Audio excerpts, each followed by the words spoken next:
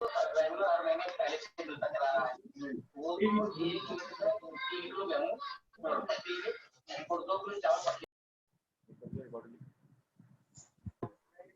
आज का जो विषय है हमारा आज ज्ञान चर्चा का, आदि शंकराचार्य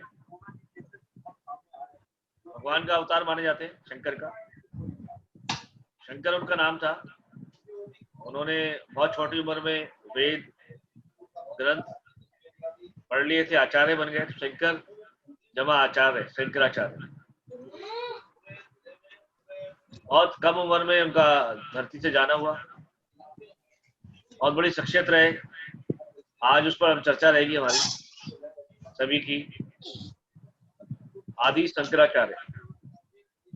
तो मैं सबसे पहले इस पर आरंभ करूंगा एसपी उपाध्याय जी से। एसपी उपाध्याय। हाँ जी, उपाध्याय जी। जी सर, नमस्कार सभी को। जैसा कि सबको विदित है, आज का विषय आदि शंकराचार्य जी के बारे में, जो हमारे हिंदू धर्म में एक विशेष स्थान रखते हैं।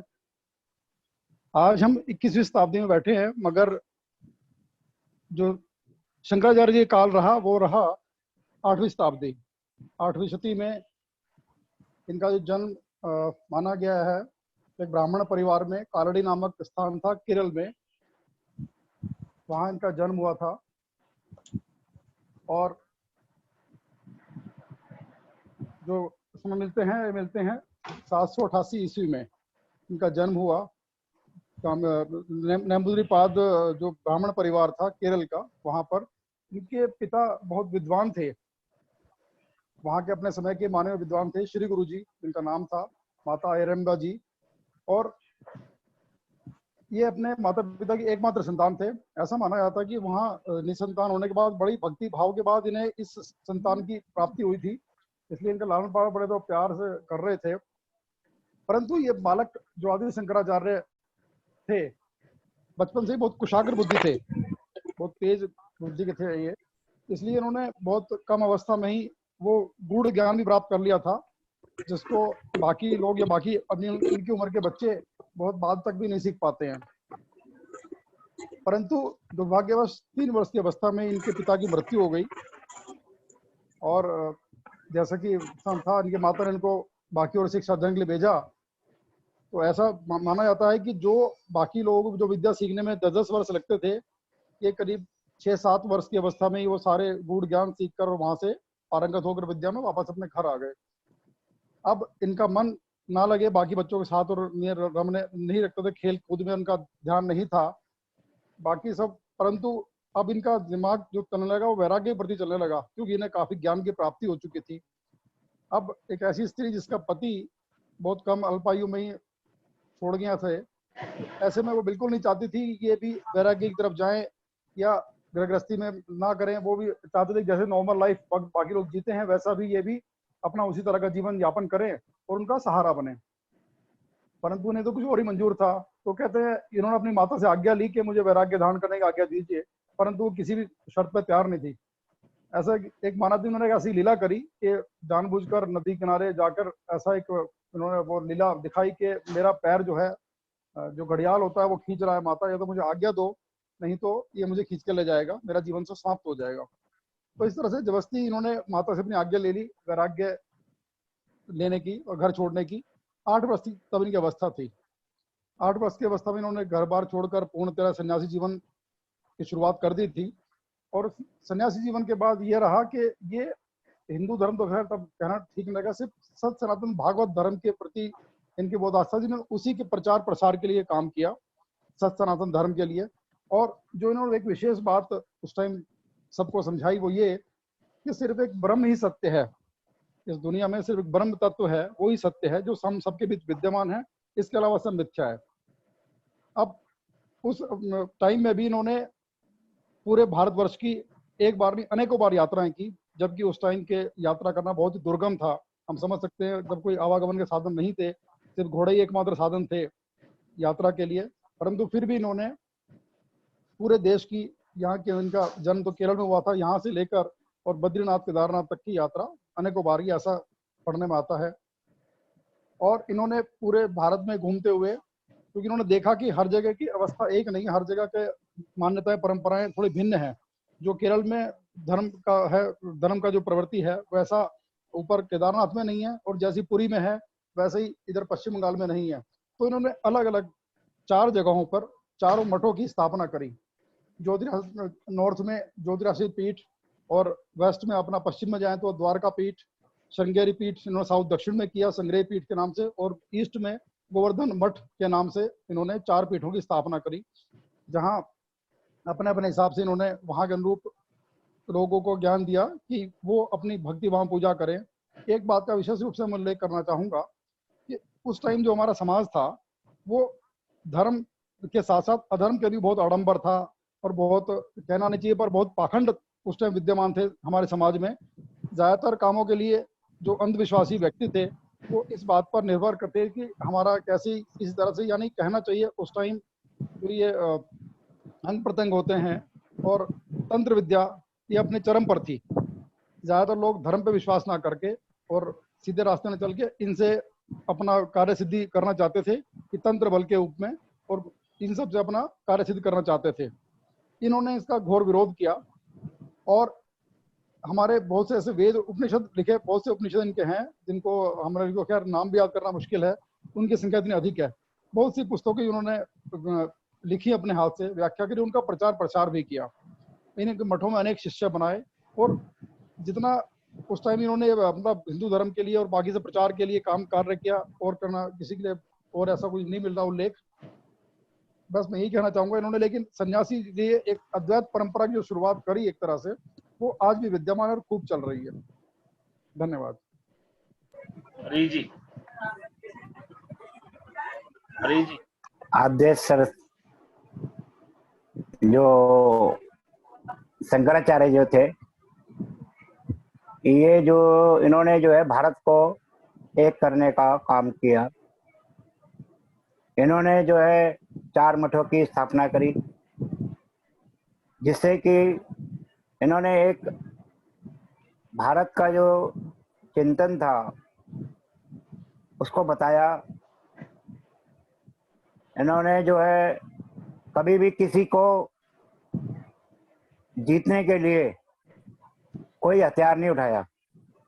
इन्होंने एक परंपरा शुरू करी कि उससे सामने बैठकर उसके अंदर जो ज्ञान होता था, इन्होंने ज्ञान के बल पर सामने वाले का ज्ञान और अपना ज्ञान, इस प्रकार से इन्होंने एक परंपरा चालू करी कि बिना मारे बिना कुछ करे ही उससे विजय प्राप्त करना।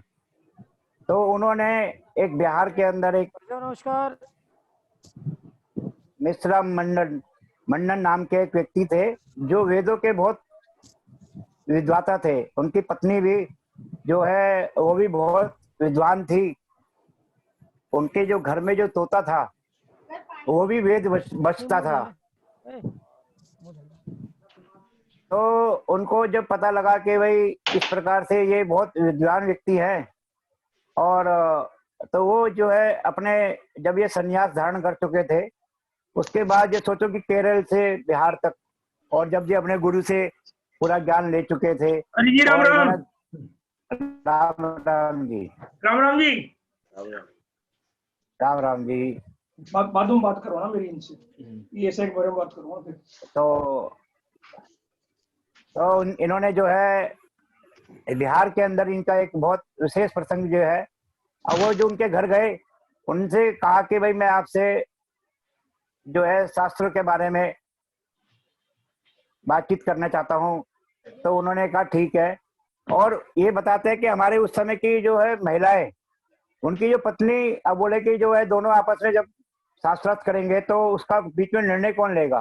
तो उनकी जो पत्नी थी वो बीच में बैठी उनका निर्णय करने के लिए विदुषी बनकर, और वो सोचो कि उसके अंदर भी कितना विद्वान रही होगी वो। और उसके बाद जब उनका जो शास्त्रार्थ शुरू होता है तो वो जो थे वो कहते थे कि ये जो मिश्र पंडित थे वो कहते थे कि जो भी ज्ञान है वो केवल हम जो भी अनुभव करते हैं, ज्ञान जितना भी है केंद्रियों से, जनन केंद्रियों से, और जो हम ये आँख नाक इसी से हम अनुभव कर सकते हैं। और कुछ भ्रम भ्रम बेकार है, सब कुछ बेकार है। लेकिन जब उन्होंने शंकराचार्य जी ने उसको उन्होंने 7-8 दिन तक रेगुलर वो हुआ, और वो केवल नित्य कर्म करने के लिए और खाना खाना खाने के लिए उठा करते थे। 24 घंटे रेगुलर चलता रहा।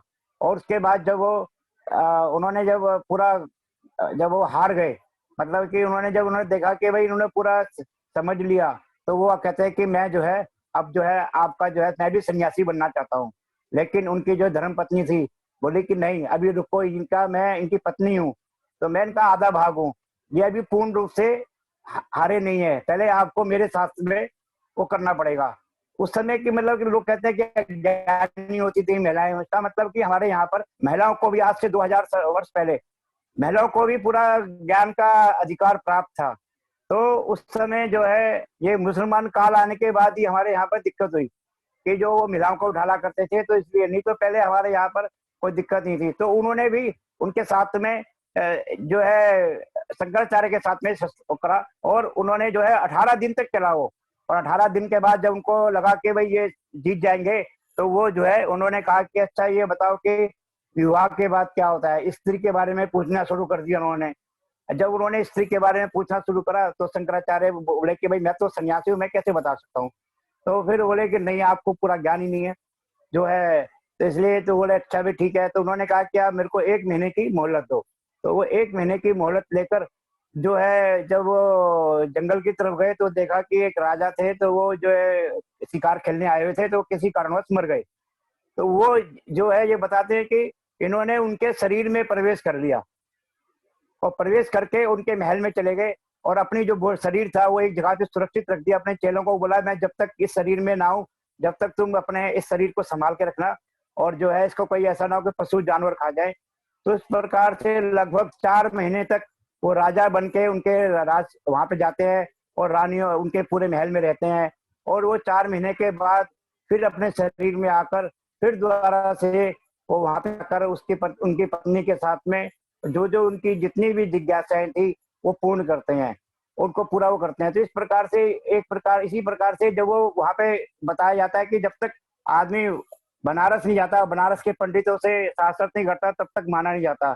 तो वहां पे ये बनारस गए, बनारस में जाकर जो है इन्होंने सारे यहाँ पे जितने भी विद्वान थे सबसे बातचीत करी। तो वहीं पे जो बनारस में जो जो जो जिस प्रकार से जो वो जलाता है, जो मुर्दों को जलाता है, तो वो जो बीच में आके अड़ गया, बोला कि पहले आप मेरे प्रश्नों का तो उत्तर दो। तो वो जो बताते हैं कि जो मुर्दों को जलाता है, तो उसको लोग नीच मानते हैं, या उसको कहते हैं कि इसको कोई बुद्धि नहीं होगी। लेकिन जब उसने प्रश्न उत्तर शुरू करे, तो इनको निरुत्तर कर दिया। तो उन्होंने उनको प्रणाम करा, और उनको ये उन्होंने कहा कि ज्ञान किसी से भी मिल जाए, ज्ञान में कोई भी आप किसी आदमी को ये ना समझे कि कोई आदमी यदि कुछ काम कर रहा है या कोई दूसरा काम कर रहा है तो वो उसके अंदर ज्ञान नहीं हो सकता। और उन्होंने उनको जो है अपना गुरु के तरह ही उनको पूरा पूरा उनसे आशीर्वाद लिया। तो बताते हैं कि वो सच्ची में सिद्धि थे, इस प्रकार से बताया जाता है। इन्होंने जो है 4 धाम की वो करी, और इन्होंने केदारनाथ में बताते हैं कि वहां पे जो मूर्ति थी उसको ढूंढा, और मूर्ति की स्थापना वहां पे करी। इन्होंने जो है अपना आज तक्षशिला तक वहां गए, और इन्होंने जो उस समय हमारे देश के अंदर बौद्धों का बहुत ज्यादा वो बढ़ गया था। तो बौद्धिज्म होने से हमारे यहाँ पे लोगों ने शस्त्र उठाने बंद कर दिए थे। तो इन्होंने बहुत बौद्धों से बहुत उन्होंने सबसे विचार विमर्श करा, और उनको अपना शिष्य बनाया। और इन्होंने फिर 4 मठों की स्थापना करी, और 4 मठों की स्थापना करके उन्होंने एक सिस्टम डेवलप करा कि भाई किस प्रकार से पहले 4 मठ होंगे, और मठों के नीचे किस प्रकार से महामंडलेश्वर होंगे, किस प्रकार से महामंडलेश्वर के नीचे कैसे होंगे। तो जिससे कि पूरे देश में एक वातावरण ही बदल दिया उन्होंने। एक छोटी सी उम्र में इन्होंने 32 साल की उम्र के अंदर और जो है इन्होंने पूरे देश के अंदर जो अपनी परंपरा थी आज भी जो है वही कायम है। आज तक जो इन्होंने आज से 2000 लगभग वर्ष पहले जो इन्होंने 32 वर्ष की उम्र में ही जो काम करा। हम लोग सोचते हैं कि भाई हमारे पास बहुत उम्र होगी तो हम जो कुछ करेंगे, हम ऐसा करेंगे वैसा करेंगे, तो लेकिन इन्होंने छोटी सी उम्र में इसी प्रकार से डॉक्टर साहब ने भी एक छोटी सी उम्र के अंदर ही संघ की शुरुआत करी। और जगह जगह पे हम आज जो हम बैठे हुए हैं संघ के अंदर, और हम संगठित करने की कोशिश कर रहे हैं हिंदुओं को। क्योंकि जब तक यहाँ का प्राण हम संगठित नहीं करेंगे, जिस प्रकार से आद्य जो है शंकराचार्य ने जिस प्रकार से समाज को संगठित करा, आज भी हम उसी काम के लिए लगे हुए हैं। आद्य जो शंकराचार्य जी ने जो काम करा, वही डॉक्टर साहब ने उसी प्रकार से समाज को जोड़ने के लिए जगह जगह अपने कार्यकर्ता भेजे, गांव गांव हर एक राज्य में एक कार्यकर्ता भेजा, और खुद भी पूरा जीवन डॉक्टर बनने के बाद भी अपना पूरा जीवन इसका अपना समाज और देश के लिए लगा दिया। और हम आज जो हम सभी लोग इकट्ठे हो रहे हैं, उन्हीं के कारण हम जो है हमारे अंदर भी इसी प्रकार के ये है कि हम लोग खुद पहले संस्कारित हो, हम आज कल हमारे और समाज के लिए हम उपयोगी बने। कल जिस प्रकार से हमारे यहाँ पर जिले के अंदर जो है एक ब्लड डोनेशन कैंप लगा, और वहाँ पे अपने बहुत सारे कार्यकर्ताओं ने अपना ब्लड डोनेशन कैंप अपना वो करा। और किसी जो ये अपनी जो कड़ी चल रही है यहाँ पर आजकल, इसमें भोजन के पैकेट बनाना और बहुत सारे काम अपने संगठन द्वारा चल रहे हैं। हम इस संगठन के अंदर बढ़ चढ़ के हिस्सा लें और सभी जानकारी प्राप्त करें, उसमें पूरा हिस्सा लें, जिससे कि हम लोग समाज को संगठित कर सके। धन्यवाद।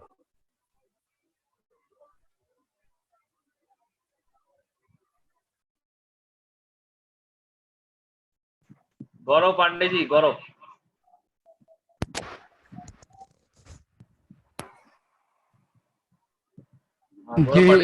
जी सभी को सादर प्रणाम। मैं आज नया हूँ, आज पहला दिन है मेरा, तो मुझे कल शशांक ने बताया था इसके बारे में, इस विषय के बारे में, तो मेरे अंदर काफ़ी उत्सुकता थी कुछ जानने की और कुछ बोलने की। तो मैं अपने पूर्व जिन्होंने बोला, मैंने उनको बड़े ध्यान से सुना और उन्होंने कुछ बातें बहुत अच्छी अच्छी कही, लेकिन मैं उसमें से ही कुछ बात बोलना चाहूँगा, चूँकि इनके जन्म की बातचीत पहले ही हो चुकी है और इनके कुछ किए गए कार्यों के बारे में भी इन्होंने बताया। तो मैं कुछ पॉइंट उसमें ऐड करना चाहता था, जैसे जहाँ वाराणसी की बात की गई थी कि जब शंकराचार्य वहाँ गए थे, तो वहाँ पे एक और घटना हुई थी उनके साथ कि शंकराचार्य स्नान करके और अपने शिष्यों के साथ जा रहे थे शास्त्रार्थ के लिए। उसी समय उनके रास्ते में एक शूद्र आ गया और उसने रास्ते को रोक दिया। तो उस समय एक घटना घटित हुई कि शंकराचार्य ने उनसे कहा कि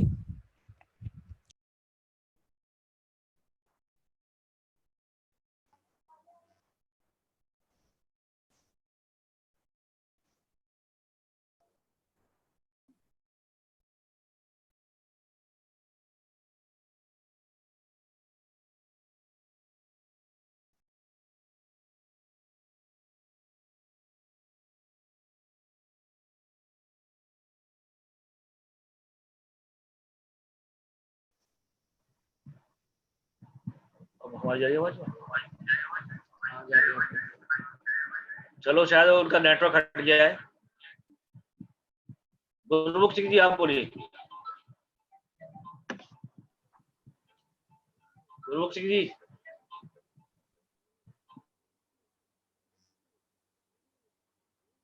तैयारी नहीं करी। गुरमुख सिंह जी आवाज आ रही है? हाँ बोलिए। मैंने कहा जी मेरी आज कोई तैयारी नहीं है, मैंने इनके बारे में कुछ देखा नहीं आज। चलो ललित जी। कल को देखेंगे। ललित जी। जैसा कि सभी लोगों ने बहुत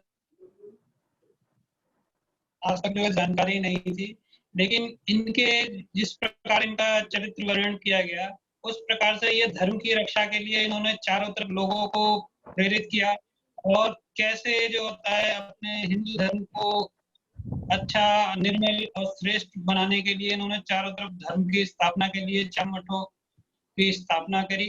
यही जानकारी है। धन्यवाद। कुलदीप जी।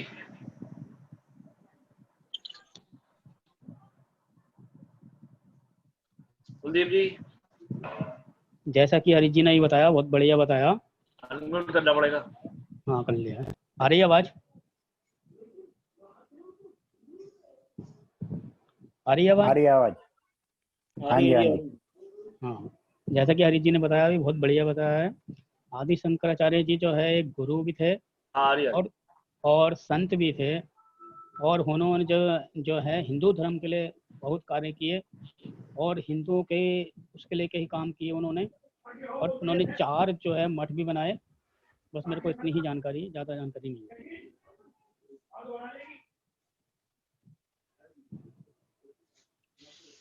हो गया जी।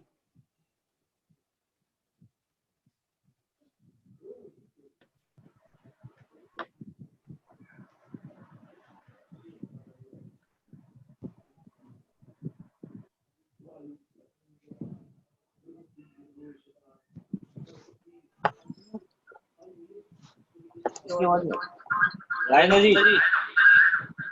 हाँ जी, हाँ बोलिए। आवाज आ रही है जी।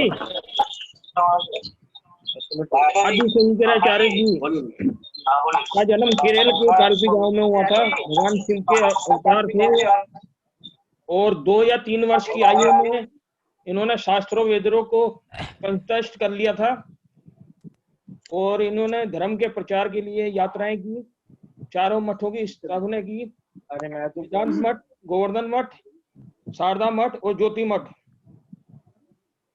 इन्होंने 4 धाम की भी यात्रा की और धर्म का प्रचार किया। 32 वर्ष की आयु में इनका देहांत हो गया था। राम राम जी।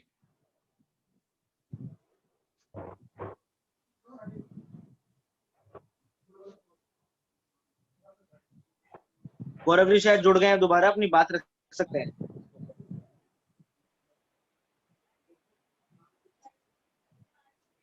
गौरव जी।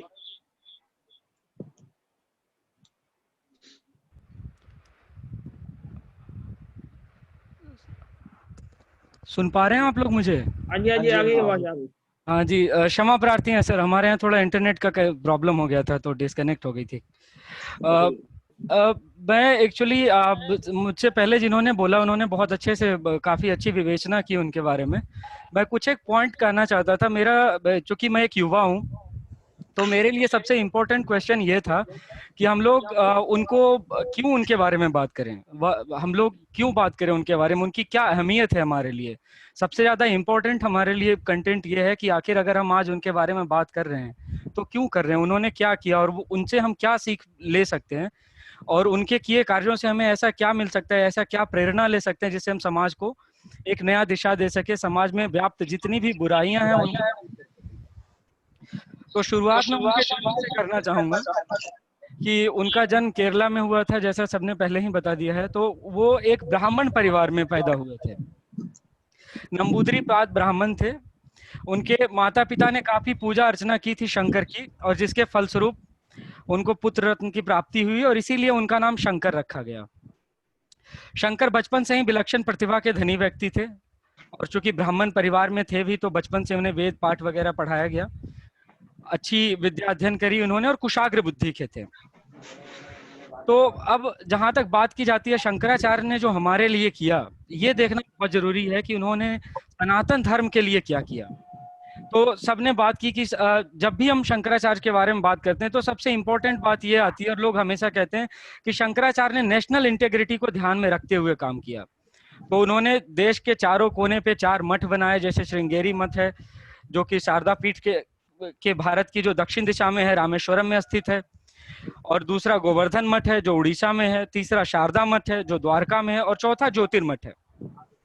लेकिन इन चारों मठों के अलावा शंकराचार्य ने एक और बहुत अच्छी चीज की शुरुआत की जिसकी हम विवेचना नहीं करते और जिसके बारे में लोग बहुत कम ही बात करते हैं। वो ये था कि उन्होंने दशनवी संन्यास की स्थापना की थी, एक संन्यास आश्रम की स्थापना की थी जिसमें 10 प्रकार के संन्यास की विवेचना की गई थी और जिक्र किया गया था। उसमें से कुछ सन्यासी ऐसे थे जो शस्त्र और अस्त्र दोनों विद्या में निपुण न होकर के सिर्फ एक विद्या में निपुण होते थे। कुछ शस्त्रों का ज्ञान लेते थे, कुछ शस्त्रों का और कुछ शास्त्रों का ज्ञान लेते थे, जिसमें आश्रम, भारती, गिरी, सरस्वती, सागर, तीर्थ और वर्ण, ये लोग वो थे, ये वैसे सन्यासी थे जो शास्त्रों का ज्ञान लेकर और शास्त्रार्थ में सम्मिलित होते थे और जिससे लोगों को ज्ञान देते थे कि सनातन धर्म क्या है, शस्त्र क्या है, इन चीजों के बारे में बात करते थे। लेकिन इसके अलावा शंकराचार्य ने शस्त्र की और अस्त्र की भूमिका को भी अच्छे से समझा। हालांकि हम लोग इस बात को नहीं स्वीकार करते हैं या लोग नहीं बात करना चाहते हैं, लेकिन उनके सन्यास आश्रम में नागा और जूना अखाड़ा का भी चर्चा किया जाता है, जो कि योद्धा सन्यासी के रूप में जाने जाते हैं। और हाल फिलहाल में जूना अखाड़ा के बारे में तो चर्चा कर रहे थे हम लोग, और किसी अच्छे बात के लिए नहीं कर रहे थे, लेकिन वो एक इम्पोर्टेंट पार्ट है। हमें ये समझना जरूरी है कि धर्म की स्थापना के लिए, धर्म के रिवाइवल के लिए शस्त्र और शास्त्र दोनों की आवश्यकता है, और ये शंकराचार्य ने समझा था।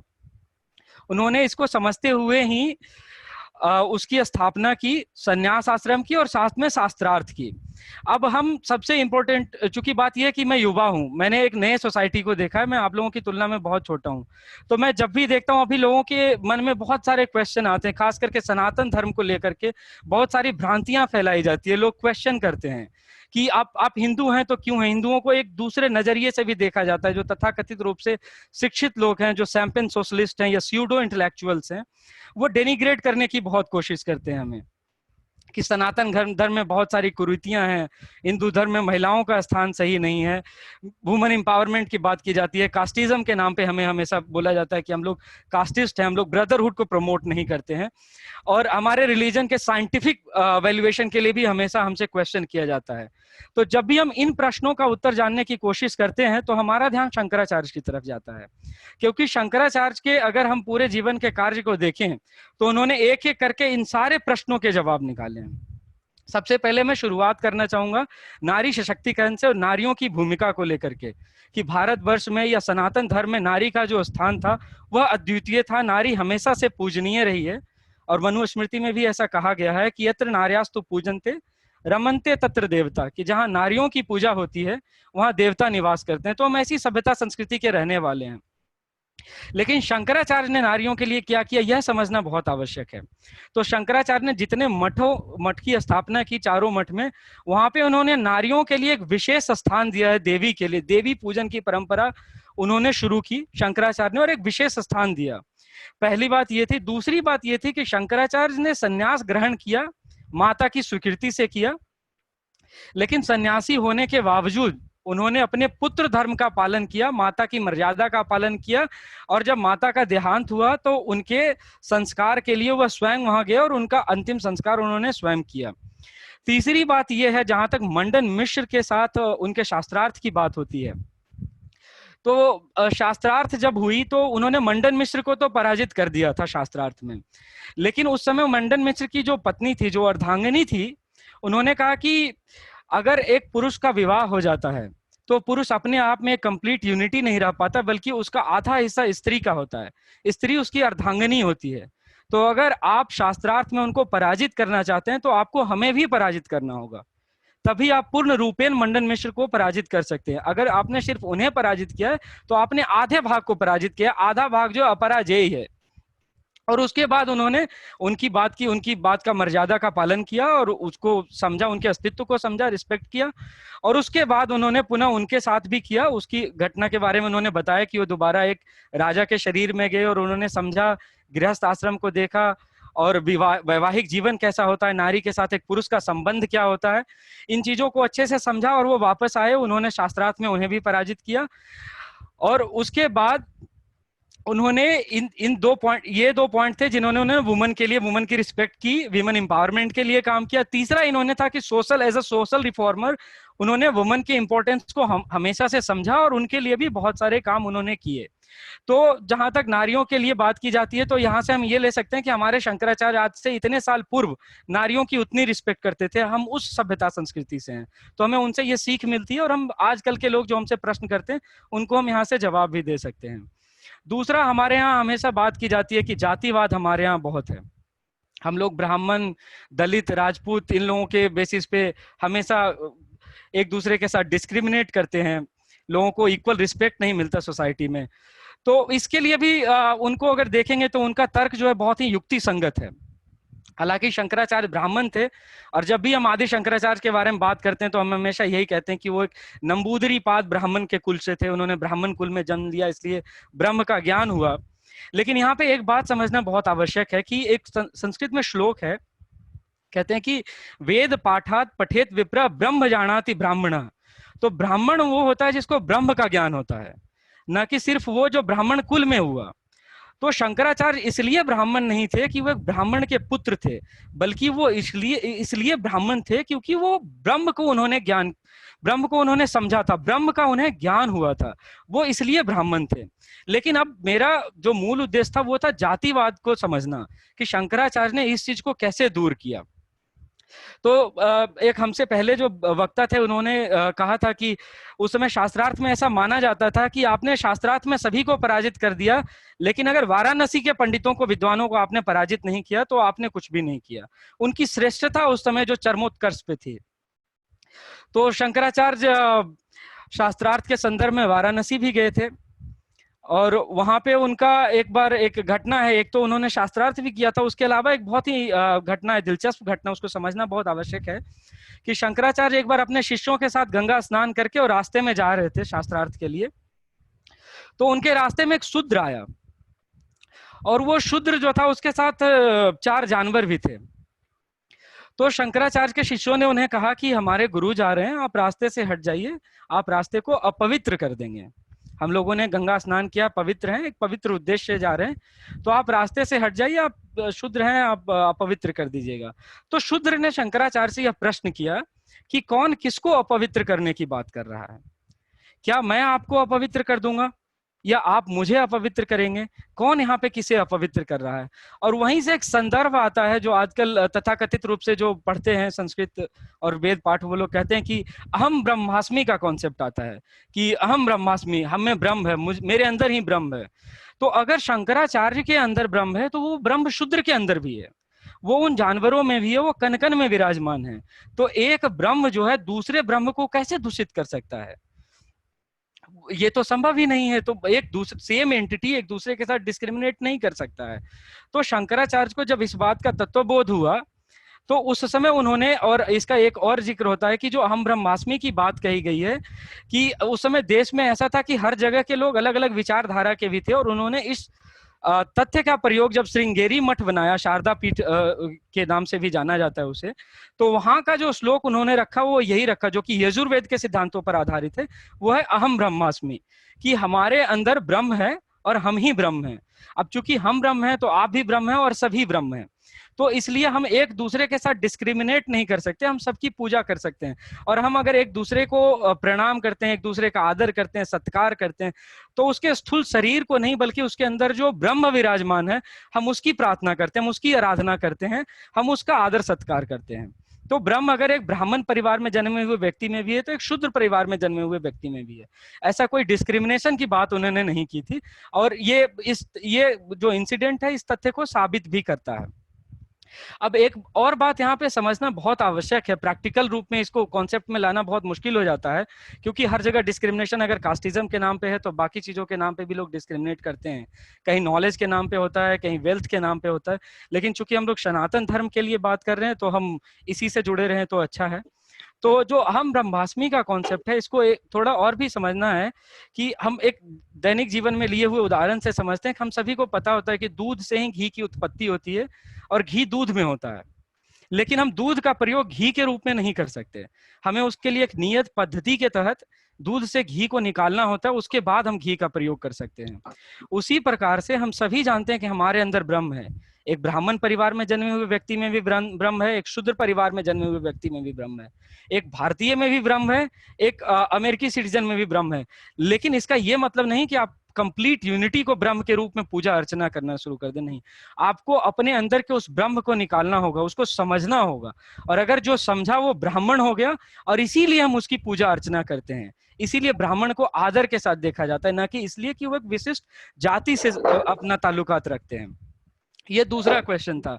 तीसरा सबसे इंपॉर्टेंट एस्पेक्ट अभी सबसे ज्यादा जरूरी है, और ये बहुत ही हास्यास्पद बात है, क्योंकि अब मैं इंग्लिश मीडियम का पढ़ा हुआ विद्यार्थी हूँ। हम लोगों ने सारी किताबें इंग्लिश मीडियम में पढ़ी, यहाँ तक कि जब शंकराचार्य के बारे में मुझे पता चला और मैं पढ़ना चाहा तो मुझे जो किताब मिली वो भी इंग्लिश में मिली। हिंदी की किताबें हैं लेकिन ईजिली अवेलेबल नहीं है। अब विडंबना ये कि हम संस्कृत के विद्वान के बारे में अंग्रेजी में बात करते हैं, हम संस्कृत के श्लोक बोलते हैं, उसको अंग्रेजी में उसका अर्थ निकालते हैं। इसकी वजह से आज के युवा जो हैं उसको सही तरीके से समझ नहीं पाते उसके कॉन्सेप्ट को। भाषांतरण से धर्मांतरण की भी समस्या होती है। तो अभी शंकराचार्य का इंपॉर्टेंस इसलिए बहुत ज्यादा है कि जब वो भारत में जब उनका जन्म हुआ, अवतरित थे, वो गुरु पद्धति के 10वें अवतार माने जाते हैं। तो जब उनका अवतार हुआ उस समय हमारे देश में बहुत सारी बुराइयां व्याप्त थी। एक उनमें से ये था कि जो लोग वैदिक सिद्धांत से विमुख हो गए थे वो वेदों की बहुत बुराई करते थे, कि वेद में जितनी भी थी उनकी निंदा करते थे। इससे बौद्ध धर्म की भी उत्पत्ति हुई थी, जैन धर्म की भी उत्पत्ति हुई थी, और ऐसे ऐसे बहुत सारे विचारधाराएं थी, जैसे चारवाक पद्धति भी था। जो लोग वेदों की निंदा करते थे और वेदों के महत्व को जो है वो लोग नगण्य के रूप में देखते थे, वेद के इंपॉर्टेंस को उन्होंने खत्म कर दिया था। जगत गुरु शंकराचार्य ने शास्त्रार्थ के थ्रू इस चीज को रिवाइवल किया और वेदों के इंपॉर्टेंस को दोबारा से इस्टेब्लिश किया, वेद के महत्व को उन्होंने समझा और लोगों को समझाया। तो हमारे लिए इंपॉर्टेंट ये है कि जब हमसे ये पूछा जाता है कि हम सनातनी हैं, हमारे ऊपर क्वेश्चन किया जाता है, डिस्क्रिमिनेट करते हैं, इन चीजों को जब समझा जाता है तो हमारे लिए सबसे जरूरी है कि हम अपनी पद्धति को नहीं समझते, हमें अपनी सभ्यता संस्कृति का ज्ञान नहीं है। और हमें शंकराचार्य से ये सीख मिलती है कि उन्होंने शास्त्रार्थ करने से पहले शास्त्रों का बहुत अच्छे से अध्ययन किया था। आजकल के हमारे युवा जो हैं, जैसे हमारे पिताजी थे, उन्होंने हमें कभी शास्त्र विद्या में उतनी रुचि नहीं रखने के लिए कहा या उतना हमें इंडोक्ट्रिनेट नहीं किया गया। हमें हमेशा ऐसी चीजें पढ़ाई जाती है जिससे हम पैसा कमा सकें, अच्छी अंग्रेजी बोलें, रिस्पेक्ट मिले। मैं कॉर्पोरेट कंपनी में जॉब करता हूँ, तो हम हमेशा इन चीजों को देखते हैं। इससे क्या हुआ कि हम अपनी जो हमारी जड़ें हैं मुझसे विमुख हो गए हैं। और जब तक हम अपने आप को नहीं समझेंगे, अपनी सभ्यता संस्कृति को नहीं समझेंगे, तब तक हम इन जटिल प्रश्नों का उत्तर नहीं दे पाएंगे। उत्तर देने से पहले हमें अपनी अभिव्यक्ति व्यक्त करनी होगी, हमें असर्टिव होना पड़ेगा और उसके लिए हमें अपने आप को समझना पड़ेगा कि हम सनातनी हैं, हम हिंदू हैं, हम कौन हैं, हम कैसे ऐसे हैं, हमारे ऊपर इतने इन्वेजन हुए, हमारे साथ इतना शोषण हुआ, एक्सप्लॉयटेशन हुआ, उसके बावजूद हमारी सभ्यता संस्कृति बची हुई है, तो आखिर क्यों बची हुई है। और अगर हम इन प्रश्नों का उत्तर जानने की कोशिश करते हैं तो हमें हमेशा शंकराचार्य दिखते हैं, स्वामी विवेकानंद भी दिखते हैं और ऐसे श्री रमन महर्षि भी हैं, ऐसे बहुत से विद्वान हैं। लेकिन चूंकि आज शंकराचार्य के बारे में हम लोग बात कर रहे हैं तो ये समझना बहुत जरूरी है कि शंकराचार्य ने कैसे इन चीजों को समझा और कैसे इनका उत्तर जानने की उन्होंने कोशिश की। और सिर्फ कोशिश नहीं की बल्कि रिवाइव किया पूरी तरीके से। तो जैसे लोग कहते हैं कि ब्रिटेन में 1600 में रेनेसेंस आया था, पुनर्जागरण का जो काल था, इंडिया में वो शंकराचार्य के समय ही आ गया था। धर्म में व्याप्त जितनी भी बुराइयां थी उन्होंने सबको मिटा दिया।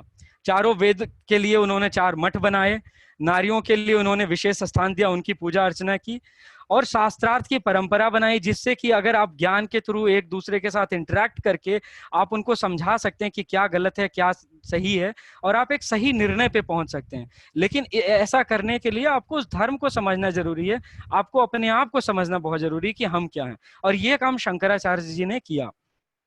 तीसरा एक कॉन्सेप्ट जो है अभी मॉडर्न कॉन्सेप्ट बहुत ज्यादा है, यह है नेशनलिज्म और साथ में आप मल्टीनेशनलिज्म या ग्लोबलाइजेशन की बात की जाती है कि विश्व एक यूनिटी है और इस तरीके से देखें। तो शंकराचार्य को जानने के लिए अगर हम जाने तो शंकराचार्य की कुछ बातें ऐसी है जो हमें बहुत इन एस्पेक्ट में भी काफी लाइट देती है। जैसे शंकराचार्य ने सबसे पहले नेशनल इंटीग्रेशन के इंपॉर्टेंट को समझा और उन्होंने देश के चारों कोन में 4 मठ की स्थापना की, जिससे ये भी साबित होता है कि हमारा देश एक यूनिटी था, हम एक ही देश थे। हम अलग अलग छोटे छोटे टुकड़ों में विखंडित हो सकते हैं लेकिन वैचारिक रूप से, सैद्धांतिक रूप से हम एक यूनिटी थे। हम जम्बूद्वीप थे, हम आर्यवर्त थे और वो एक यूनिटी था और इसको शंकराचार्य ने सत्यापित किया 4 मठ बना करके। दूसरी बात की वो एक बहुत बड़े सोशल रिफॉर्मर भी थे, जिसकी हमें अभी भी आवश्यकता है। हमारे समाज में जो भी बुराइयां हैं उसको निपटाने के लिए उन्होंने शास्त्रार्थ के थ्रू जो गलत विचारधारा था, जो जैसे तंत्र विद्या को उन्होंने समाप्त किया, उन्हें पराजित किया, जम्मू कश्मीर में वो विद्यमान थी।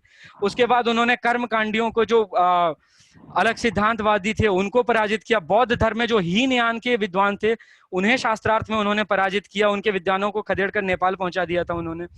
तो ऐसा है कि दूसरा ये है कि अगर आप सोशल रिफॉर्मर अगर आप ढूंढते हैं तो आप उनमें एक देख सकते हैं कि शंकराचार्य ने इस दिशा में भी बहुत बड़ा काम किया था और उनका काम जो है वो सराहनीय है। और मैं तो यहाँ तक कहना चाहूंगा कि अगर सुंदर सत्य सनातन धर्म अभी भी जीवित है और हम लोग अपना सांस ले रहे हैं स्वतंत्र रूप से, तो इसका पूरा का पूरा श्रेय शंकराचार्य को देना चाहिए। उन्होंने बहुत अच्छे से इसे रिवाइव किया। तीसरा कॉन्सेप्ट जो है पोस्ट कॉलोनियल और ये कॉस्मोपॉलिटियन कॉन्सेप्ट है कि ग्लोबल कॉन्सेप्ट, कैसे पूरा हम लोग एक यूनिटी हैं। तो जनरली हम लोग एक संस्कृत के श्लोक की बात करते हैं कि वसुधैव कुटुंबकम, पूरी वसुधा जो है हमारी कुटुंब है, या आनो भद्रा कर्तवो यंतो विश्वतः, कि let the Nobel thoughts come from all the within. तो इस तरह की बातें करते हैं। लेकिन शंकराचार्य ने उन्होंने एक बहुत अच्छे श्लोक के थ्रू इस बात को लिखा था कि उन्होंने कहा था कि माता च पार्वती पिता देवो महेश्वर, माता च पार्वती पिता देवो महेश्वर, बंधु बांधव सि भक्ताश्च स्वदेशो भुवनत्रयम। इसके थ्रू वो ये कहना चाहते हैं कि मेरी जो माता है, जो वैचारिक रूप से माँ है, जन्म तो उनकी माता ने दिया था, लेकिन जो वैचारिक रूप से जो उनकी माँ है वो पार्वती है। माता च पार्वती पिता देवो महेश्वर, और उनके जो पिता हैं वो साक्षात महेश्वर हैं। और बंधु बांधव जो उनके उनके जो सगे संबंधी हैं वो शिव भक्त हैं, जो सनातन धर्म को मानने वाले हैं, जो धर्मावलंबी हैं, धर्म के अनुयायी हैं, वो उनके सगे संबंधी हैं। और जो ये उनका जो स्वदेश है, जो अपना देश है, जो भारत भूमि है, वो त्रिभुवन के समान है, वही तीनों लोक है उनके लिए। तो इससे हमें देशभक्ति की भी प्रेरणा मिलती है उनसे। इन चीजों को लेकर के अगर मैं समाप्त करना चाहूँ तो मैं ये कहना चाहूंगा कि अगर वर्तमान परिस्थिति में हम अपने समाज में व्याप्त जितनी भी बुराइयां हैं, अगर हम उनके निराकरण की बात करें तो शंकराचार्य को पढ़ने से हमें बहुत कुछ मिल सकता है, उनसे बहुत प्रेरणा ले सकते हैं, उनके राहों पर चल के हम देश का एक देश में पुनर्जागरण ला सकते हैं और सनातन धर्म में व्याप्त बुराइयों का निवारण भी कर सकते हैं। इन्हीं बातों के साथ मैं अपनी वाणी को विराम देना चाहता हूँ।